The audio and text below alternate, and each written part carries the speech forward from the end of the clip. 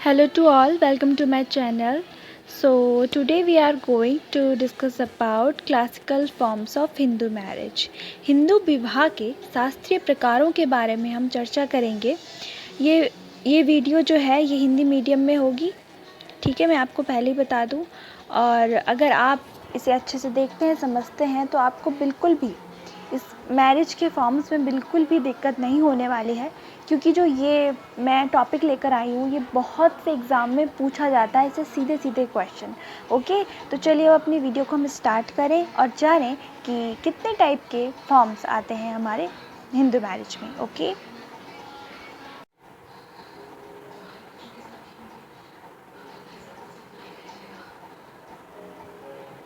हिंदू विवाह के शास्त्रीय प्रकार, classical forms of Hindu marriage. तो सबसे पहले आप ये जान लीजिए, जो ये प्रकार हैं ये अभी हमारे लॉ, हमारे कानून में नहीं आते हैं, इसीलिए इन्हें शास्त्रीय प्रकार कहते हैं, क्योंकि ये पहले एंशियंट टाइम में ये जो थे ये फंक्शन होते थे। ओके, तो चलिए पढ़ते हैं। गृह सूत्र, धर्म सूत्र और स्मृतियों के दिनों से, गृह सूत्र, धर्म सूत्र और स्मृतियों के दिनों से ये विवाह के 8 प्रकार बताए गए हैं। कितने हैं? ध्यान रखें, 8। कितने हैं? 8। लेकिन ऐतिहासिक दृष्टिकोण के अनुसार 8 से अधिक भी थे।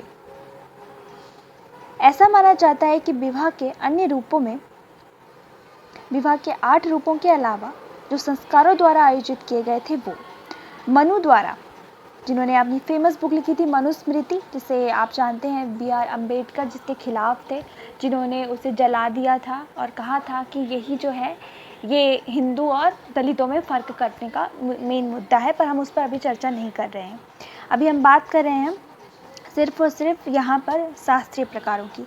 तो मनु द्वारा 8 प्रकार, शास्त्रीय प्रकार 8 प्रकार बताए गए हैं, वो हम यहाँ पर देखेंगे।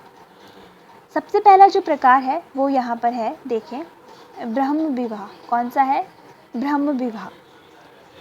दोनों पक्षों की सहमति से समान वर्ग के सुयोग्य वर से कन्या का विवाह निश्चित करना ही ब्रह्म विवाह कहलाता है।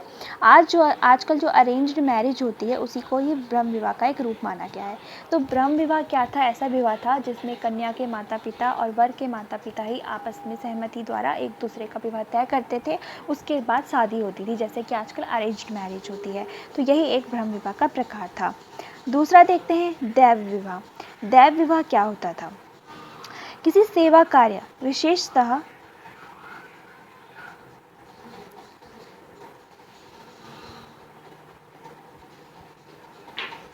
धार्मिक अनुष्ठान के मूल्य के रूप में जब अपनी कन्या को दान में देना एक दैव विवाह कहलाता था। मतलब हम ये कहते थे कि हमने क्या किया है, अपनी कन्या को एक तरीके से क्या कर दिया है, दान में दे दिया है, एक धार्मिक अनुष्ठान के रूप में, तो उसे हम दैव विवाह कहते थे।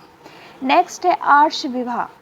कन्या पक्ष वालों को कन्या का मूल्य देकर सामान्यतः जो गौदान करके कन्या से विवाह कर लेना आर्ष विवाह कहलाता था। मतलब ये था कि हम क्या करते थे, जो कन्या पक्ष वालों को क्या करते थे, कन्या का मूल्य देकर, वो मतलब जो लड़के वाले होते थे वो लड़की के माता पिता को गाय का दान देते थे और लड़की को ले लेते थे। इसे हम आर्ष विवाह कहते थे। नेक्स्ट है प्रजापत्य विवाह।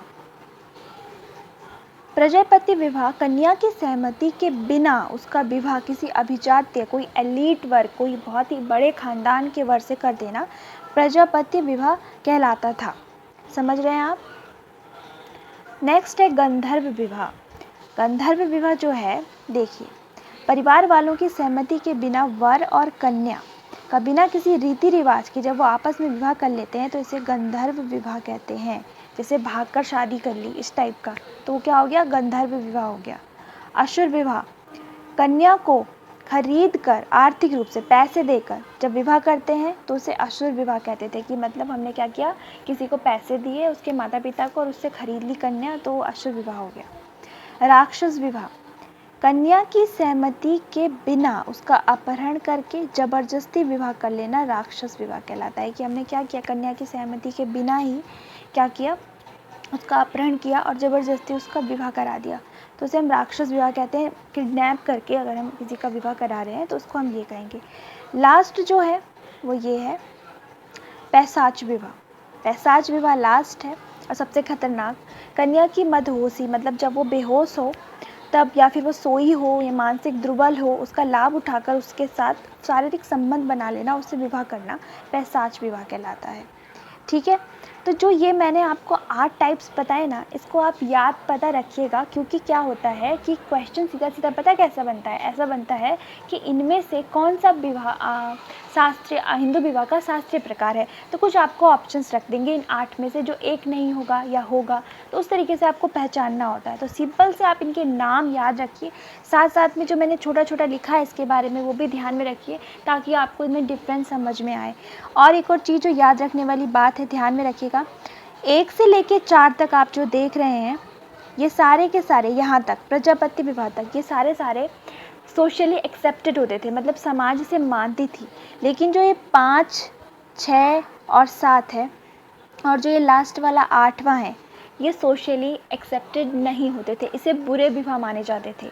और इससे पहले के जो थे उसे अच्छे विवाह माना जाता था। तो ये भी क्वेश्चन अराइज होता है। ओके, तो सिंपल से आप इनके नाम याद रखिए। हिंदू विवाह के कितने प्रकार बताए मैंने, 8 प्रकार बताइए, कौन कौन से वो प्रकार हैं, उनमें क्या क्या चीज़ें हैं। तो इस तरीके से सिंपली क्वेश्चन अराइज होता है और पूछा जाता है। तो आपको अगर ये वीडियो पसंद आती है तो आप इस वीडियो को लाइक करें, चैनल को सब्सक्राइब करें और मेरे चैनल पर इसी तरीके से बने रहें। So thank you for watching my video.